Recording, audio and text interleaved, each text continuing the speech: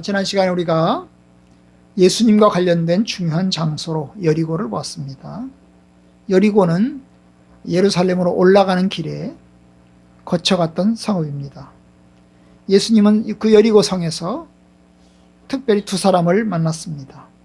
바로 맹인 거지 바디메오하고 그 다음에 삭개오, 세리장 삭개오입니다.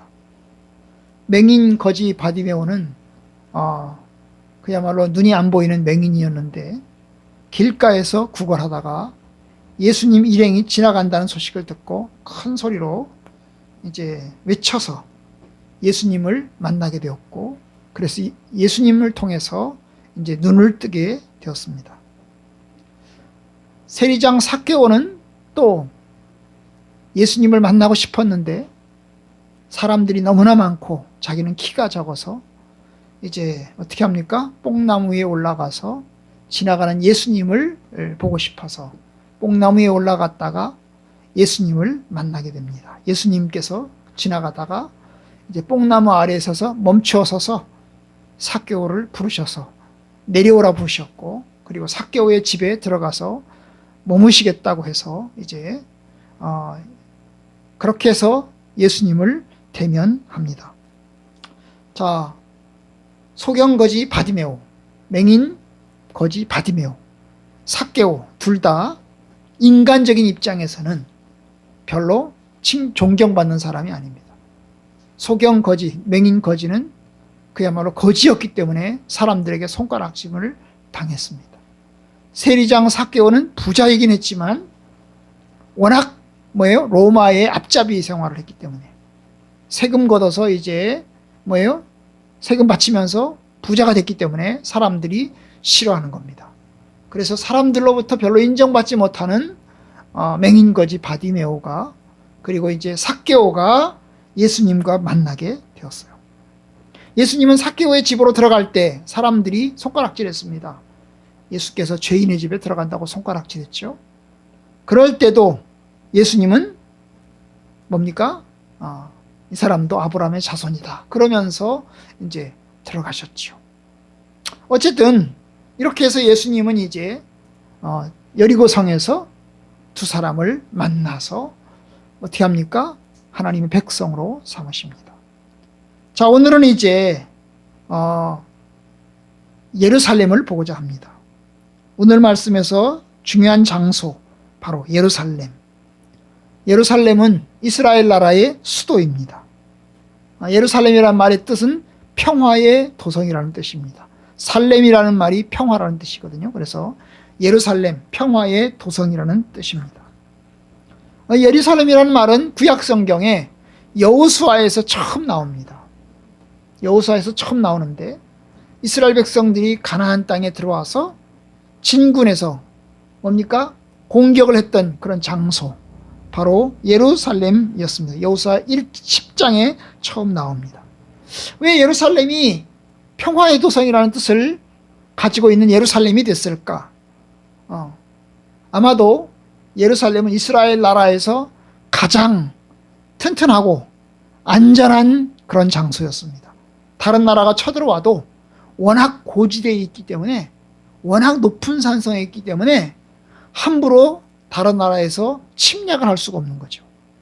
여러 가지 여리고나 세겜이나 이런 데는 침략하면 그냥 바로 먹히는 장소거든요.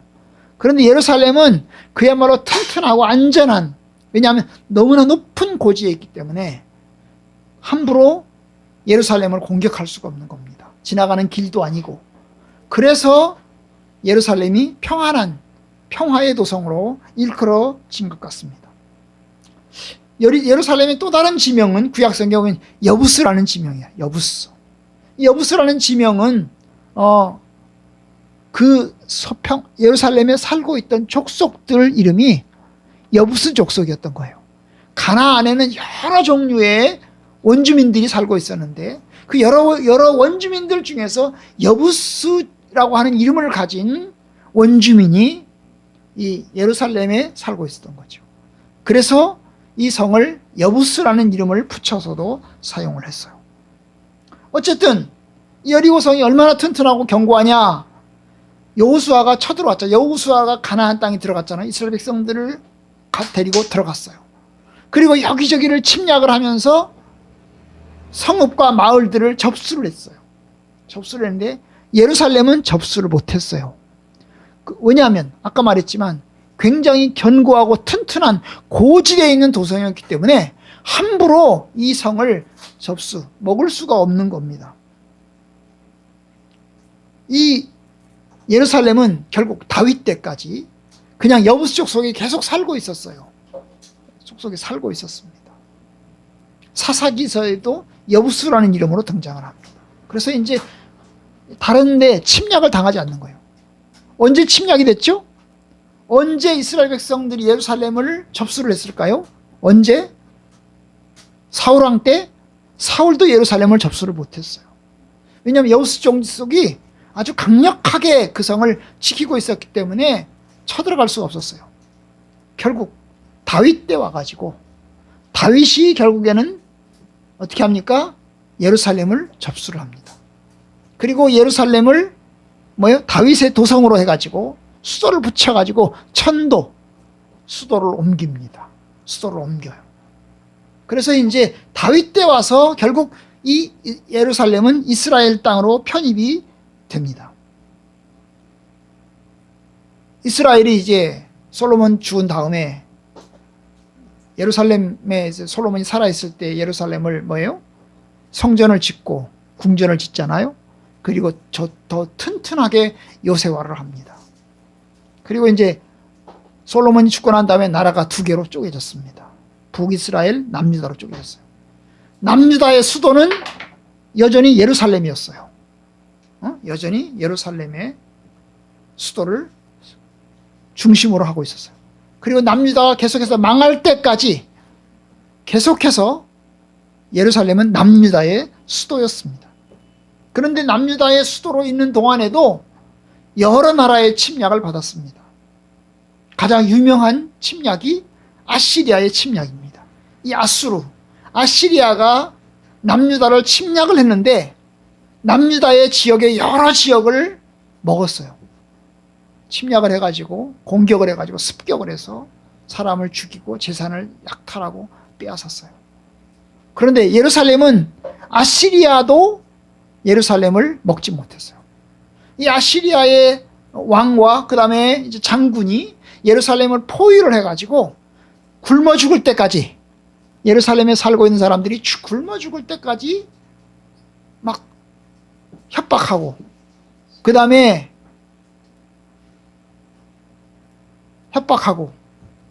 그랬지만 여러분 먹지 못했어요.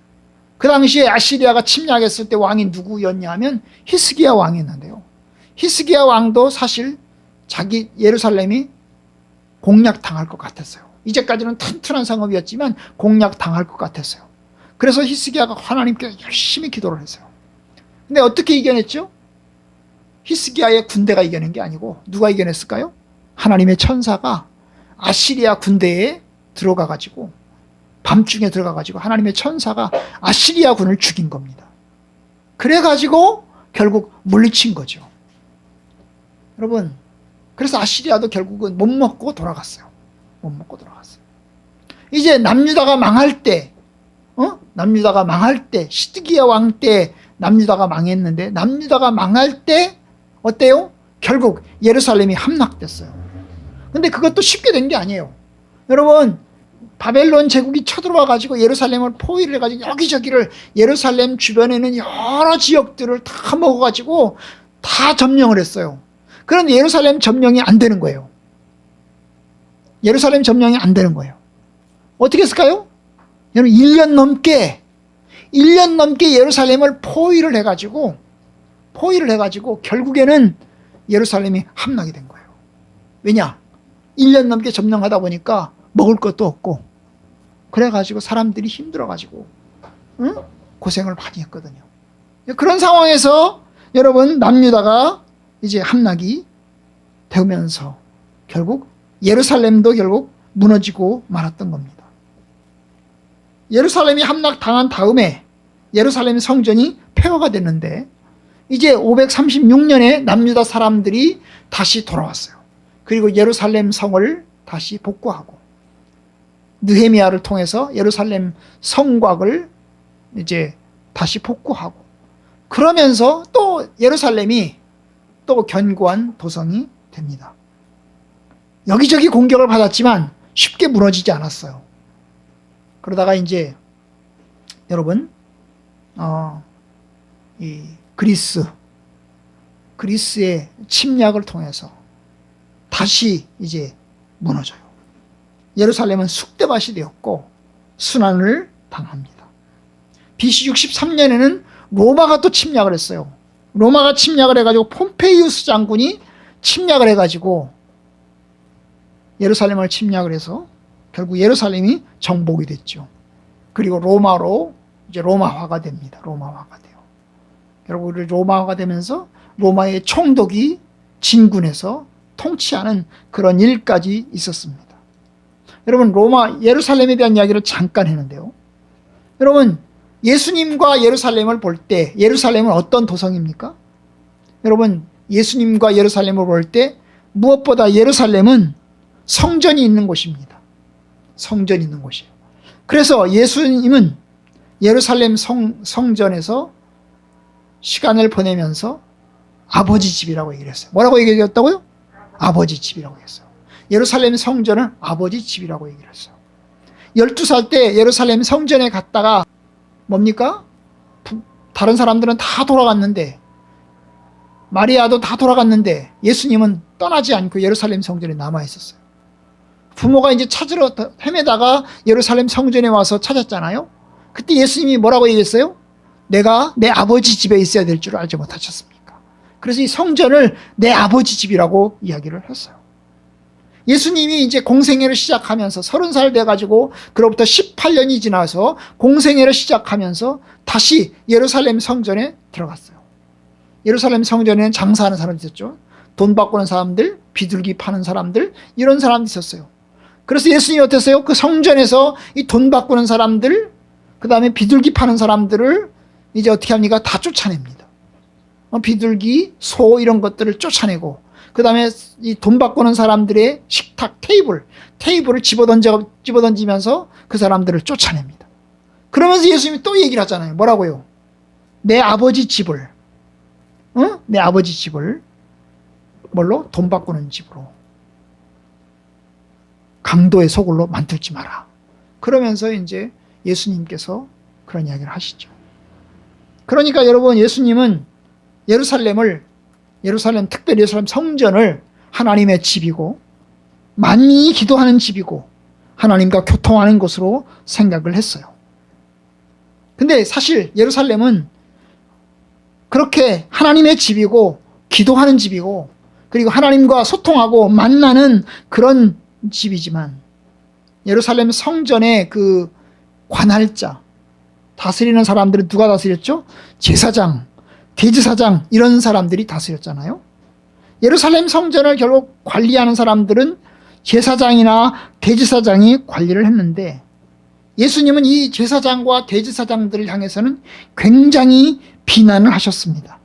분명히 성전은 하나님의 집인데 인간의 욕심과 권위로 다스리면서 하나님의 뜻을 변질시키고 있다고 그러면서 이제 예수님께서 뭐예요? 이 대제사장과 제사장들을 향해서 비난을 했어요. 결국 예수님과 제사장 집단은 어떻게 합니까? 서로 대립된 집단이 되었고 이 대제사장들이 어떻게 합니까? 결국 예수님을 죽이잖아요. 그죠? 예수님을 체포한 사람들, 예수님을 잡은 사람들이 누구였어요? 대제사장에 보낸 사람들이었어요. 그러니까 이 대제사장, 성전을 총책임하는 예루살렘 성전을 총책임하는 그 대제사장이 결국 예수님을 잡아서 사형 선고를 때리는 거예요. 그리고 빌라도에게 보내가지고 결국 빌라도를 통해서 사형시키는 거예요. 참 이게 아이러니하죠. 분명히 성전은 하나님께 기도하는 집이고 하나님의 집이고 만민이 기도하는 집인데 그 집을 관할하는 사람들은 거의 악당들이었던 거죠. 거의 악당들이었던 겁니다. 타락한 제사장. 욕심 많고 그 다음에 사람들을 죽이려고 모의하고 계획하는 그리고 실행하는 그런 사람들이었던 겁니다. 그래서 이제 예수님께서 이제 예루살렘을 일컬어서 오늘 말씀 보면 얘기하잖아요. 예루살렘아, 예루살렘아. 그런 얘기 하잖아요. 그죠? 13절에 보면 이렇게 하잖아요. 예루살렘아, 예루살렘아. 선지자들을 죽이고 내게 파송된 자들을 돌로 치는 자요. 예루살렘을 사람이라고 가정하면 이게 사람 의인화시킨 거거든요. 예루살렘은 사람이 아니잖아요. 예루살렘은 지역의 이름이잖아요. 예루살렘에는 수만 명이 살고 있거든요.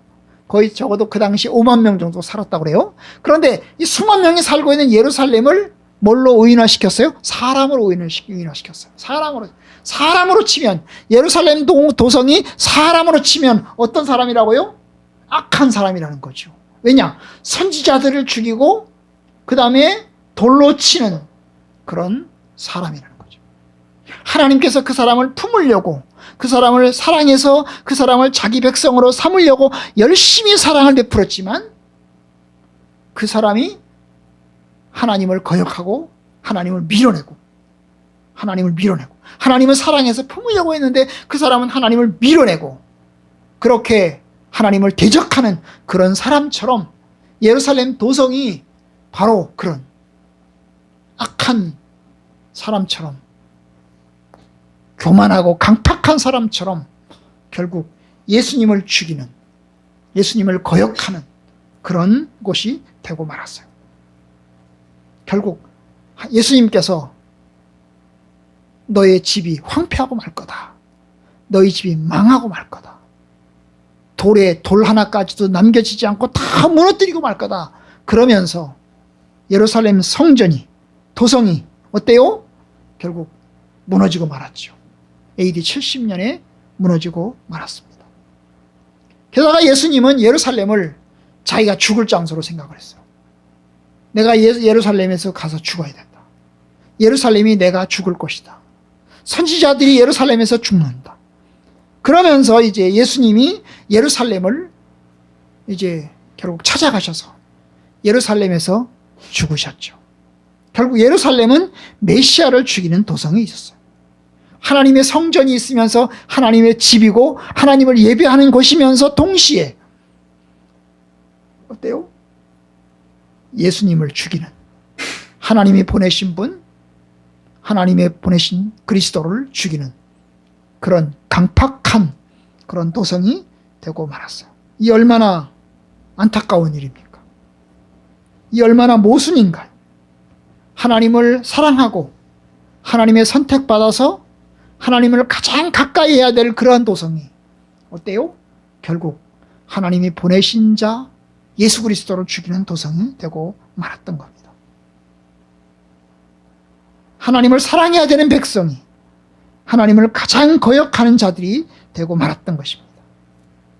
예루살렘을 보면서 우리를 생각해 봐야 됩니다. 하나님의 가장 사랑하는 자녀들이고 하나님께 가장 가까이 있는 자식들이 하나님을 거역하고 하나님의 뜻에 어긋나지 않는가 돌아봐야 합니다. 그리고 회개하고 하나님의 뜻대로 살아야 하는 겁니다. 회개하고 하나님의 뜻대로 살아야 돼요. 그런데 예루살렘이 그렇게 비극적인 모습만 있는 게 아니에요. 여러분, 예수님이 십자가에 죽으셨잖아요. 어디서 죽었죠? 예루살렘에서. 예루살렘에서 죽으셨어요. 그리고 부활하셨죠? 예루살렘에서 부활하셨습니다. 그런데 여러분, 예루살렘은 어떤 곳이에요? 동시에 복음이 시작된 곳이에요. 교회가 시작된 곳이에요. 여러분, 하나님을 예배하는 그 예배가 예루살렘에서 시작되고 교회가 시작되고 하나님의 성령께서 오셔서 주님의 교회를 이루셨던 곳이 바로 예루살렘입니다. 부활하신 주님이 제자들에게 나타나신 곳이 예루살렘이고 120명의 성도들이 기도하면서 성령을 받음으로 교회가 시작된 곳이 곧 예루살렘인 겁니다. 예루살렘에서 시작된 복음이 온 천지에 퍼져나간다고 이야기합니다.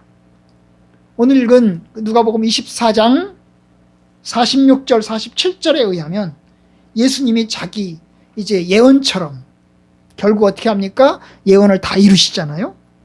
이같이 그리스도가 고난을 받고 제3일에 죽은 자 가운데 살아날 것과 그의 이름으로 죄사함을 받게 하는 회개가 예루살렘에서 시작해서 모든 족속에게 전파될 것이 기록되었으니, 그렇게 예언이 됐다는 거죠.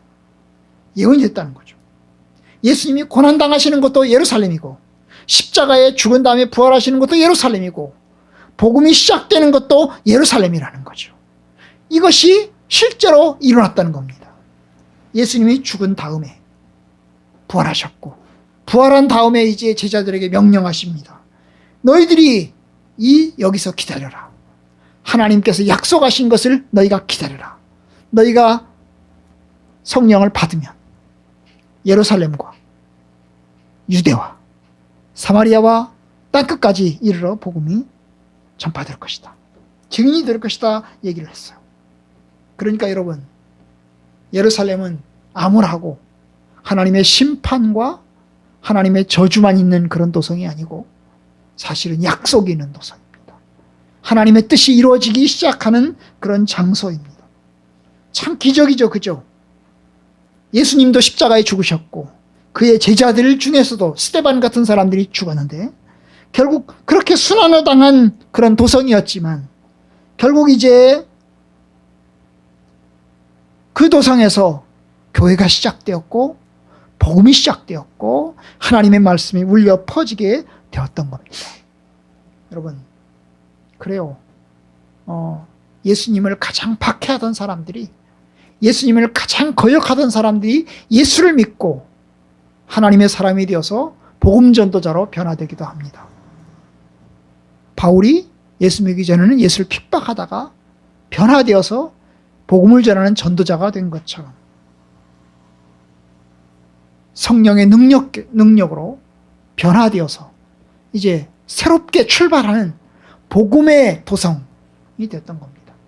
결국 예루살렘은 평화의 도성. 아까 평화의 도성이라고 했죠, 그죠? 이름이 평화의 도성이라는 뜻이라고 했죠.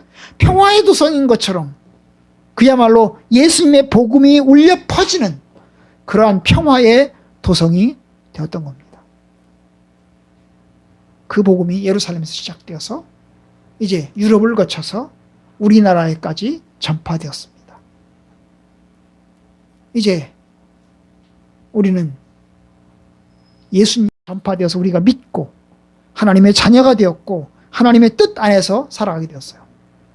우리가 그걸 통해서 보면 뭘 배울까요?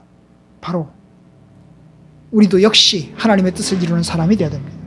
예수를 알기 전에는 교만하고 하나님을 거역하고 하나님의 뜻대로 살지 않고 내 마음대로 살았던 사람들이지만 예수님을 통해서 변화받은 우리는 하나님의 뜻대로 사는 믿음의 사람들이 되어야 합니다. 저와 여러분들이 하나님의 사람이 되기를 바랍니다. 예수님을 통해서 하나님의 자녀가 되었고 하나님의 자녀가 되었으니 여러분 하나님을 위해서 사는 믿음의 사람들이 되기를 주님의 이름으로 축복합니다.